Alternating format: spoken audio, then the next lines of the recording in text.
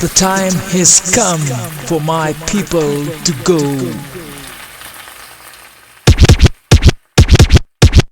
I'm not a queen, I'm a servant of the people. I'm not a king, I'm a servant of the people. It's what the people demand, and we gonna keep fighting till we get that land. I'm not a queen, I'm a servant of the people. I'm not a king, I'm a servant of the people. It's time to rise, to get what we want, we got to organize.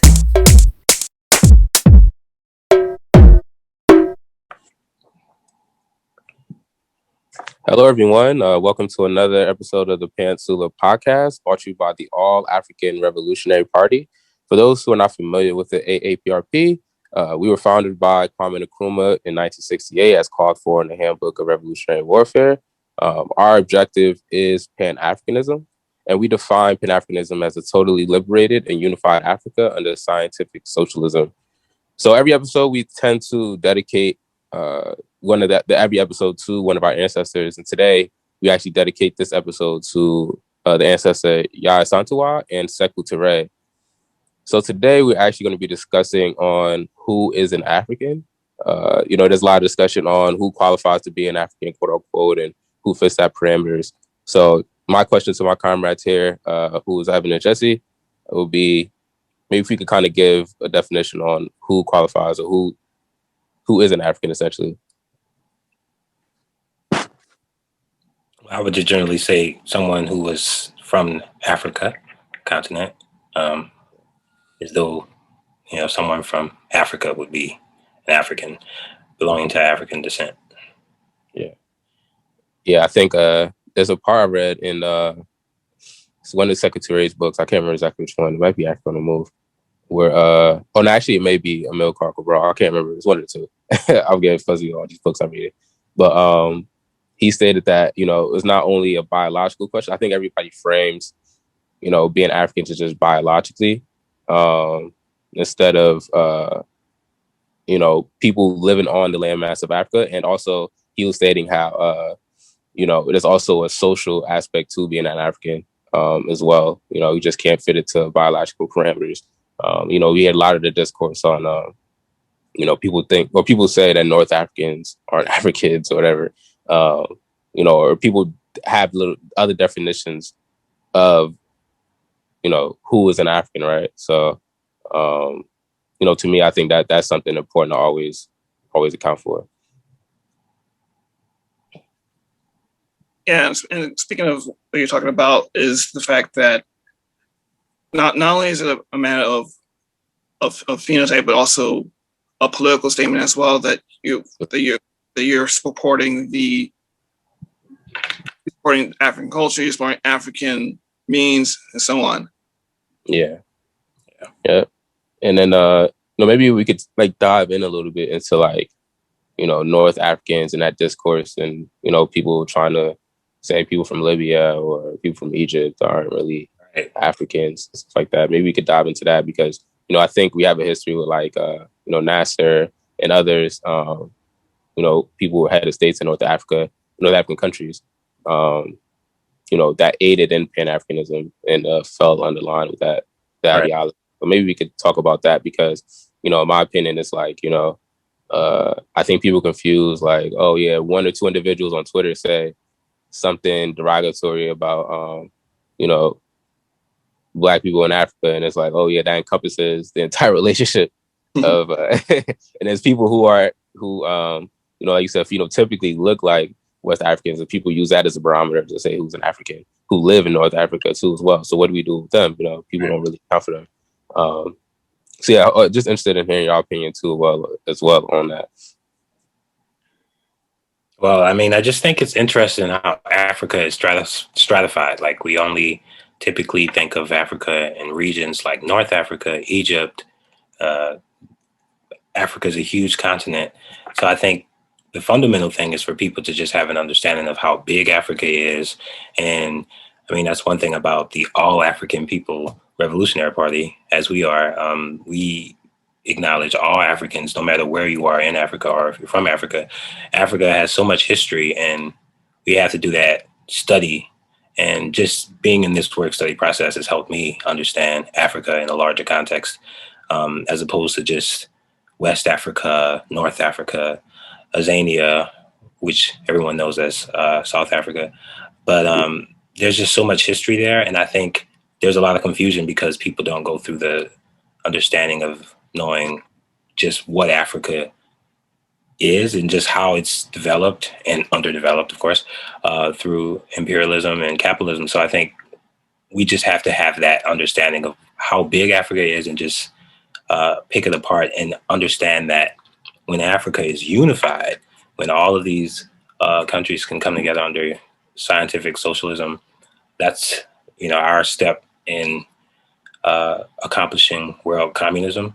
But until then, we got to get there through organizing. But just to the point of Africa, I just think Africa, I'm still learning more about my motherland, our motherland. Like, we're learning more and more about just not only from the resources, but the people that have come fighting on the front line. And I think if people joined an organization, their understanding of Africa would be much better than it would be as opposed to not being in one, because it really, just being in this process, we're reading about Amilcar Cabral, and we're reading about Amilcar Cabral and other revolutionary fighters that I would have never heard about if wasn't a part of this organization. So I'm just learning as the days go on about just how huge Africa is and just the influence and why we need, as Africans, as an African man, just the legacy and the ancestors, everything that's been put in. And another point is that another point is that sometimes you see there's a emphasis to sort of like root for everyone Black or root for everyone African. There's some because of their interests, because of who they support, they might share the same, ethnic, it might be the same ethnic class or something, but they're not really for Africa, But at the same time, there are people who, as Jesse mentioned, you talk about Nasser, you talk about Ahmed Ben Bella of Algeria, or at least later Muammar Gaddafi, or some other Africans, people who they don't look phenotypically African, but they are supporting the causes of the peoples, and there's also that I think it's a colonial aspect, the whole North Africa versus Sub-Saharan Africa. That hey, there are those who do identify, who do look like us in North Africa, and even those who don't. Again, it's a matter of to what extent are they interested in, and even going beyond the continent, there are Africans in Europe, Africans obviously here in the United States, in Latin America, South America, and even in West Asia, India, South continent. Yeah, and I think it's important to understand that identifying as African is just a political statement as well.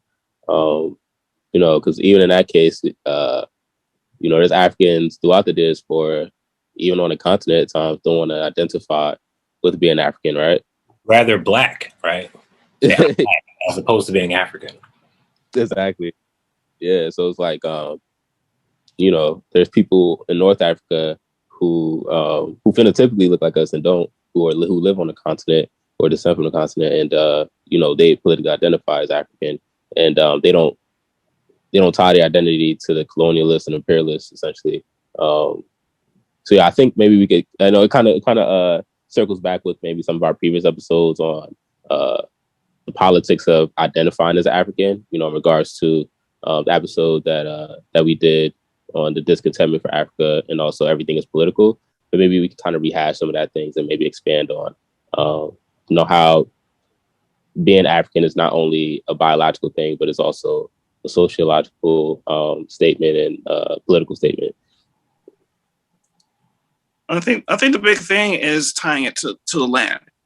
Because if you say African, then you're tying yourself to the continent of Africa. That you're saying that regardless of whatever mental colonization, whatever physical separation, whatever sort of financial or discontentment, as you talked about, there is against Africa and Africans, that you saying that I belong to a land, that you belong to the land that is Africa.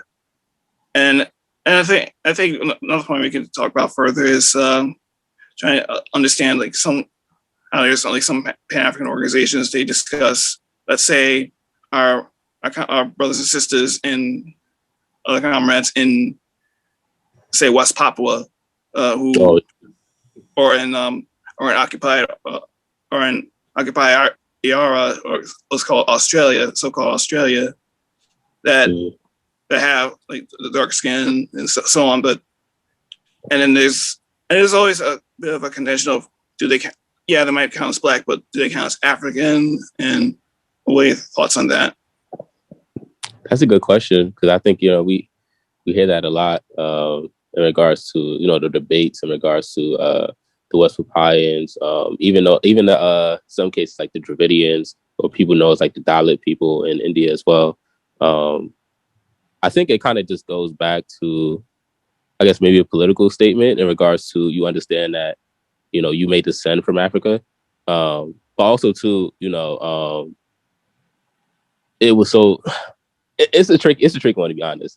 It's a tricky one, to be honest. I don't want to get ahead of myself and say anything. I'm not too well versed in the subject matter to determine what the difference would be, whether or not it's, they would be African, considered African, or not. But when you think of, going back to what you're saying, Evan, the land, like, you can say, I'm from Africa, I come from Africa, my people are from Africa. If you rewind back enough, that's the whole notion with deconstructing Black, because that's just such a, there are people from India who are Black. There are people from Europe that can be Black if they stay in the sun long enough. So, being Black is not necessarily an identity. But if you're saying I'm African, and acknowledging also imperialism and just what that means to be African, because that means, our family trees are dispersed throughout the diaspora, throughout, we don't know, a lot of us here, just exactly where our roots are. But we know we are connected to Africa. And I think if we just return to the source, reading, and we remember just the importance of Africa, and also taking pride in that, because I think so much has just been done to make us feel ashamed of being African. And again, Africa is just so diverse, the variation and just the colors. And you just think of the RGB flag. If you go into all of just the variation in Africa, it's enough. It would be enough, you would think, for people to be proud. But unfortunately, because of propaganda and just what we've been told about Africa, we are not. I think most people don't even want to be called African. They go to that Black notion because it's a cop-out. It's a way of saying, oh, I'm not like the people who are impoverished, or I'm not like the people who are corrupt, or whatever other excuse people put on Africa. But we got to get back to that land analysis, because if you are African and you come from Africa, that's something to be proud of. That's something to actually study. And I want to study, being in this organization is going to definitely put me on track to study Africa for the rest of my life, because every day I'm learning more things about it and loving just the struggle in itself. Since the emergence of capitalism and seeing how our people have just fought relentlessly throughout the years. So that's something to be proud of. Yeah, definitely. It's kind of everything you said. It's important that we tie ourselves to land. And I think people don't understand. Kind of goes back to PE, political education, essentially, where Africa is the most minerally rich continent on the face of the earth, and obviously, if we controlled it, we wouldn't be having these conversations and things like that. So I think it's important for us to tie ourselves and to free and liberate Africa, so we could gain power. And I think a lot of us don't really understand that, or don't understand, the workings, and, the reason why we're powerless is because we don't control those resources, and, we don't really own the land. Because once again, land is power. So yeah. So I guess, Evan, I would definitely be interested in hearing your take on what do you think about like the West Papuans and, maybe even the Dalit people. You know, do you have like a stance on that or understanding on, you know, maybe how they may align with Africa, given though, you know, centuries ago they descended from Africa, but you know, there's other workings around that too. Well, with regards to people like the Melanesians, including the West Papuans and Dalits, and see the Negritos in the Philippines, I think in regards to our stance on colonialism, on our stance on settler colonialism and effects of imperialism, capitalism, I think there's definitely a solidarity to have with people who are identifying with this, and even if you say there's a contention between, oh, they're Black but they're not African, or African but in some other way, I do think that again the main point is making sure that wherever they are, you think about Dallas fighting the caste system, or West Papuans fighting against the exploitation of their land from Indonesia, or excuse me, and along with like Western capital, Western like Indonesian, like those native and international capital, as well as indigenous peoples who are darker skinned and who are also facing threats to their environment from like the exploitation from further settlement and say like tourism or something like that. I think it matters like where, as long as there's a mass that has their back, like once you have a unified socialist Africa that you know, even if they don't necessarily identify as African, there is someone who's there who can give the material support. And yeah, it's like, and you think about how, for example, how much Europe has fought with each other, like within Europe, wars and battles, but they still managed to at least have some. Obviously Brexit and like some of the Eurozone crisis is like kind of torn it a little bit, but even so, there's still like an effort to have a unification around something that says, yes, we're European, regardless of whether from Norway or from Portugal or from Romania or something. Right. They were organized enough to be at the Berlin Conference. Yeah, to divide up Africa. Right. You know, and I think, I just think it's super important that we tie that into us being to a landmass, and also, you know, not tying it in, especially you know, Africans who are you know, bought here on slave ships through the Western Hemisphere, and not tying, especially with the settlers say being America, not tying identity to the enemy as well. You know, because, you know, people just start blurting out that I'm American, but you know, without identifying, turning a blind eye to imperialism, colonialism, you know, all the other isms out there, patriarchy, etc. So, and genocide, obviously.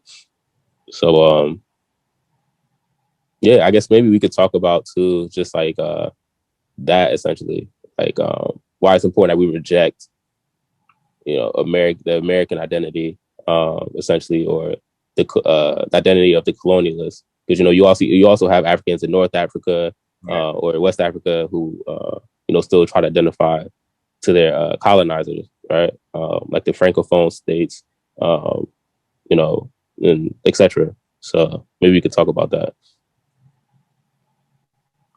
Yeah, I mean, I was actually thinking when you were talking, I was speaking to the point where some people, and obviously there has been documentation to support this, but it's not the overwhelming majority. You talk to people who say, oh, well, Africans were in America long before the slave ships, you know, and then there's so many conspiracy videos I've seen and threads allocated to this type of nonsense. And I call it nonsense because a lot of times they divorce the transatlantic slave trade completely, as if that didn't happen when obviously it happened. Exactly. So like people adopting this idea of Americanism comes from perpetual propaganda, but also just, I think, not knowing history. You know, if you don't have that land analysis, you're going to just believe what you're told. And then every institution in America in particular is just designed to have you believe that, from church. I mean, I even look back at my growth and I can say, you know, being raised in the church and going to several churches kind of when I was like in my early 20s, and finding many churches just really putting, this is our country, you know, this is God's country. And all of that is just obviously divorced from Africa, and Africa needs to be saved. You know, you got to have people like Samaritan's Purse out there to save the Africans from their treachery and whatever else they would say. So I think people are conditioned through institutions like church, through our schools. I mean, we even see, obviously, you know, you can't watch a sports event without there being, like, we know everything is political. You can't, if you sit down, if you kneel for the flag, you know, you're committing. Oh man, that just goes to show you, like, the identity of America is really just steamed through people's consciousness to a point in which they disclose themselves. And it's not just Africans that do this. I mean, people from all other nations of the world, they come here and they adopt the American dress because of the force-fed, institutionalized propaganda, but also it's seen as an identity that people, as you go in different parts of the world, though, people know if you're from America, I mean, most Americans don't really know a lot when it comes to politics, you know, having a general understanding of how things work, because we got that hyper individualism, that hyper consumerism. Everyone's just in it for themselves. But yeah, I know I went all over the place, but no, that was good. And another point that was really relevant to this issue of sports is regards to the international competitions, that there's this way that you identify with. Because I know for years, when I see someone who's from the United States, I'll be like, yeah, go USA, yeah, America. But, wow, yeah, you got me. You exposed me there, because I did the same thing when I was in. Oh yeah, American. It's like, that's the only time, now that I think about it, that I've ever been engaged in that type of nationalism. So yeah. And I think how powerful that is, especially when you see athletes who are going, and I especially see with like athletes in the global South, they travel from, let's say, they travel say from Africa, and they take up another nation because they feel like they're going to get better sponsorship or better training, and you think about like how powerful that is to say that, and I know like we obviously like fighting against capitalism and all this and so forth, but yeah, you think about what would happen if you had one African team, like instead of like having to worry about, oh, we're split into like either different nations, Nigeria, or we split into like Jamaica, US, or just imagine. Yeah. Whew, undefeatable. I know. Yeah, that's funny you mentioned that too, because I think that's like, I think for most of us, it's the only time I've ever been quote unquote patriotic for this sick country, United Snakes. I was like, oh yeah, America, you know, the sports company. And I think that's how they get you too. You know, they devise these plans to make you want to identify with being American. Yeah, it's a reason why it's, you know, the logos, the outfit, the uniform, the shoes, everything, you know, have this American logo. Which again, that just represents, thinking about the American flag, you understand what that flag represents, the weight that flag carries. I mean, it is toilet paper, but it also it also is a document and a history of just violence that one should not want to associate themselves with. And I've just been listening to Brother Ajamu say, you know, one way to help yourself in this whole land analysis, to say, yeah, I'm an African living in America, fighting colonialism, fighting imperialism, fighting capitalism. So you can identify with who you are, but I happen to live here, because just because you happen to live in the place, it's like Malcolm X said, you know, if a cat has kittens in the oven, it's not cookies. Exactly. Like, you got to just go through that analysis, but that comes through search, the research, and just fundamentally understanding it. Yeah, definitely. And if you are able to eliminate that idea of identifying with the United States, there's also the idea of these micronationalisms, saying, I have, or like for example, if you say, I'm not gonna, like, you have like some rivalries between, say, like Nigeria and Ghana, or you say like Australia or South Africa and this and Egypt, or you say like or like you say in the Caribbean, like, how do you call me Jamaican? I'm like Trini, or how do you call me, I don't know, or something like, or they just say I'm not African, or I'm not Black, and they say I'm from, like, I'm Cuban, or I'm Mexican, or something. Right. Even there, like this, it's not that.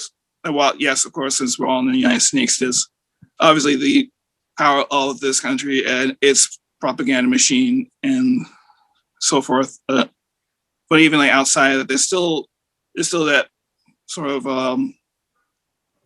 that battle you have to face against, like trying to like separate yourself in different nationalities and then take up the mantle of African first. Yeah. Right. And I think that's a great point in regards to tribalism, and how it's definitely even important for Africans on the continent to identify that. I think a lot of times people mistake that, because people on the continent make certain claims or say, these people don't qualify that. Like, they don't, whether you're on the continent or not, you don't get to dictate if I'm African. There's a whole lot of things that go behind being African, as we stated earlier in this episode. And I think it's not, they get to pick and choose, who's African, or they have the say so to say, if there's one person tries to say that you're not African, doesn't mean that you're not African. Like, the truth is the truth, no matter who says it. Like, I think that's just what it is at the end of the day. But if we're going back to your point of like tribalism, I know Kwame Nkrumah talked about how that's used, to divide us to serve their interests. And once again, I think it's just important that, obviously I'm not saying that, people on the continent should have any national pride or anything like that. But I'm saying that, people on the continent too, kind of, me being Nigerian, I know this too, you kind of stick to, I'm Nigerian, or, even with the tribalistic thing, it's like, I'm Yoruba, this person's Igbo, we have negative views on them, or whatever the case is. I'm not saying everybody says that, but I think it would be important for us to all cling to stating that, we're African. Obviously, we come from these other parts of Africa, different tribes or different countries, whatever. But I think it's important that we all say, including the Africans on the continent, say, we are African at the end of the day, or make that political statement instead of stratifying and making it, because we can't do it separately.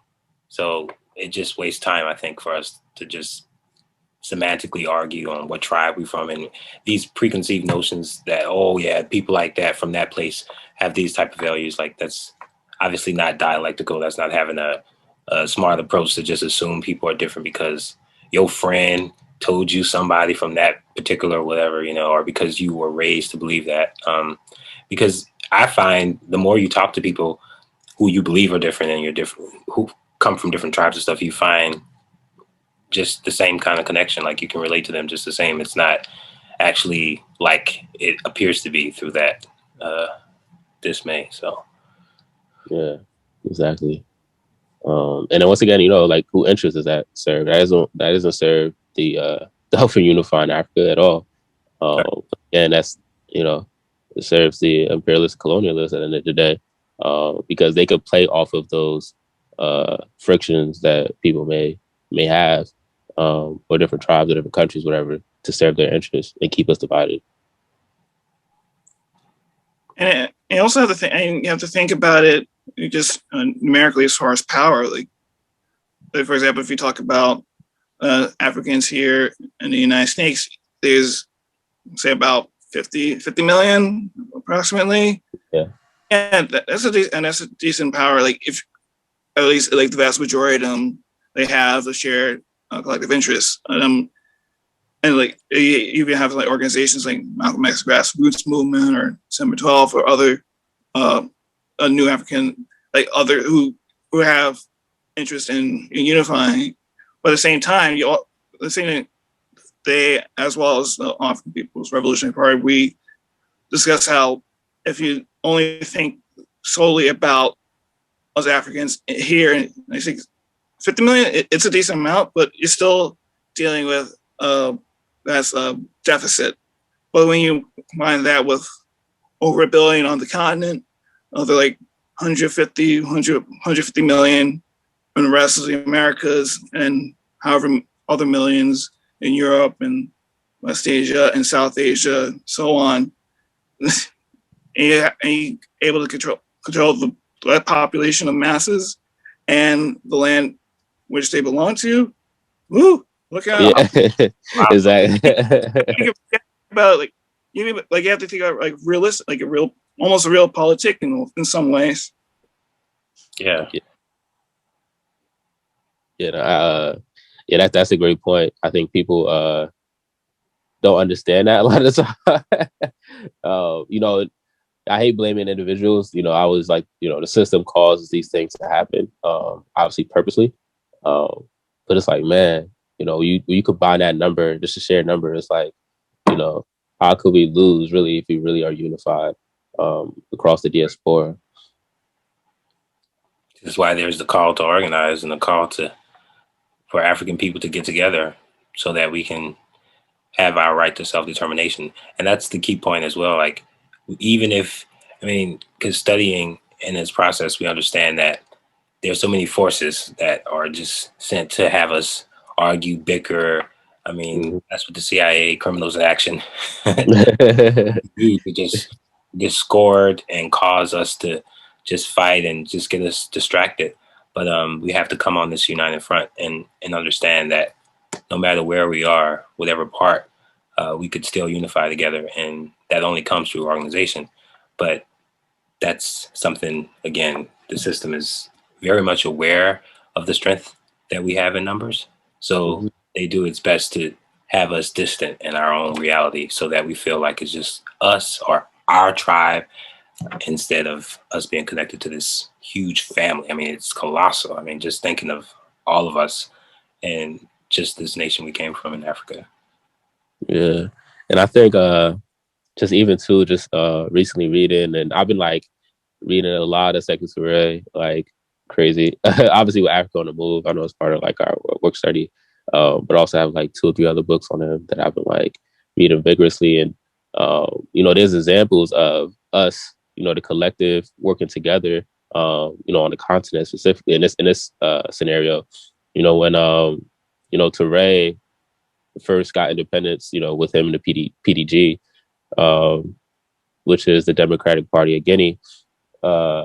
Essentially what happened was, when they said no to France in regard to French colonialism and, voted for independence, essentially, France withdrew all of their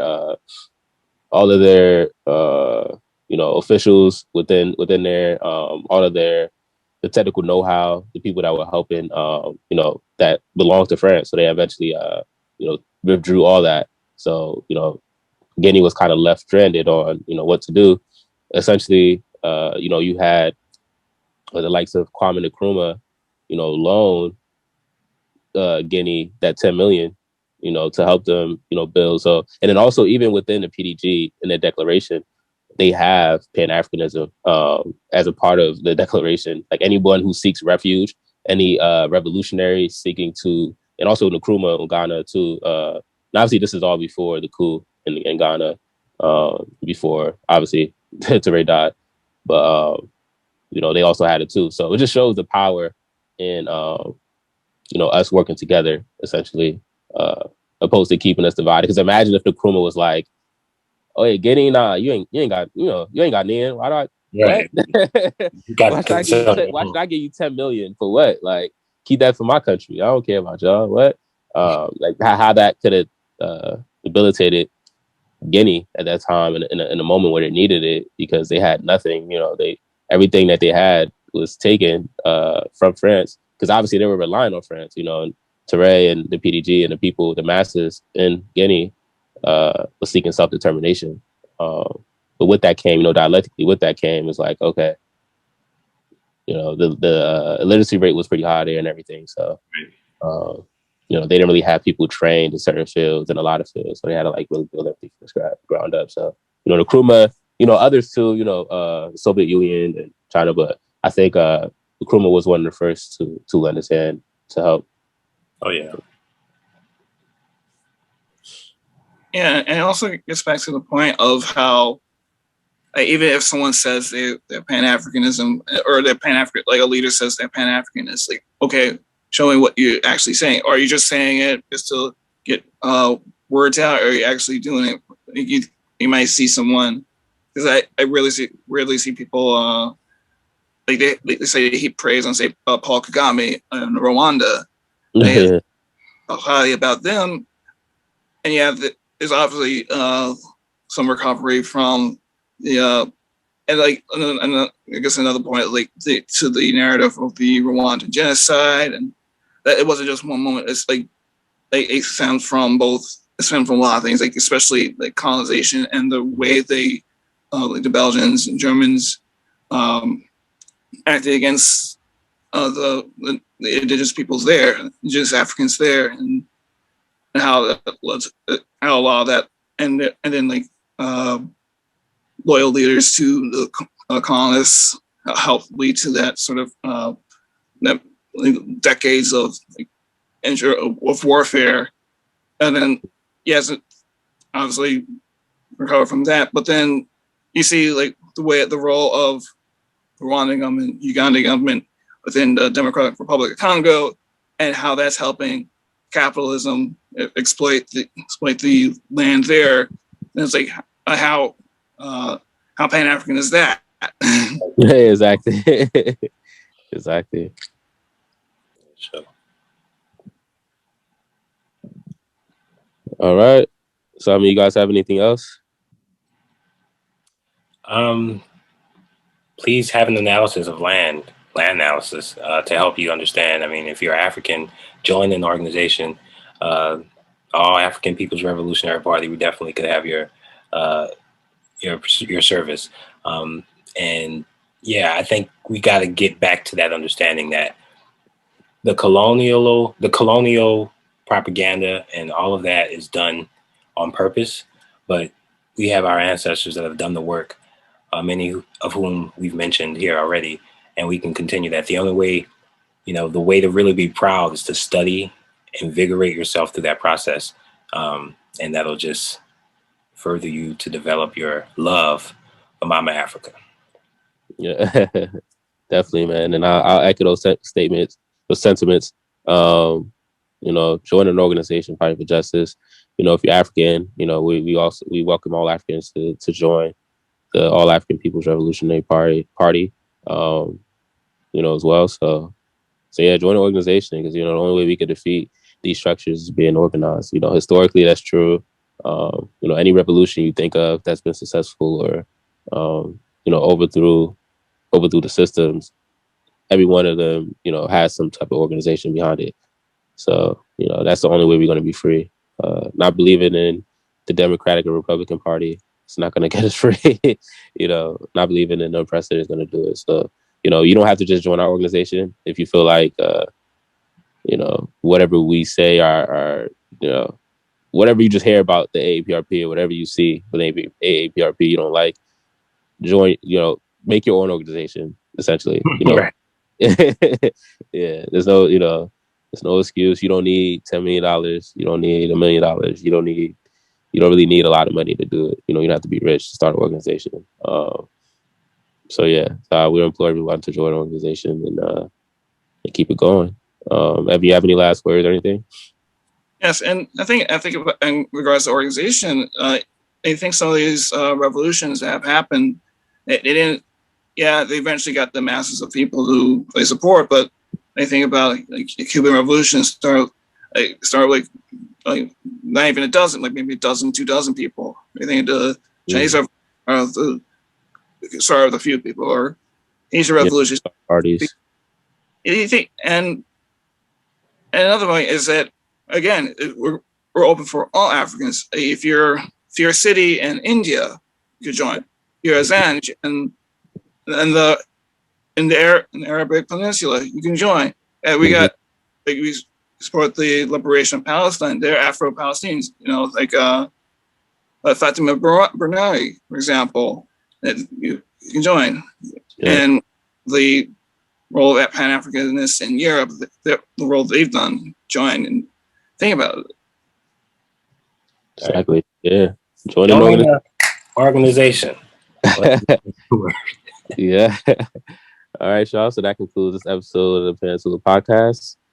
Be sure to tune in for our next episode next Monday. And also, last words. Our comrade Jamilah has dealt with a devastating accident that happened sometime in February. What I'm going to do is put in the link in the description to help out funding with their medical expenses, because as you know, this capitalist system sucks you dry. And, even though you need attentive care, they still try to squeeze every dollar out of you. So if you guys can help and contribute to that, that would be great. So I'll go ahead and put that in. But other than that, appreciate you guys joining, and see you guys next week. Or whatever.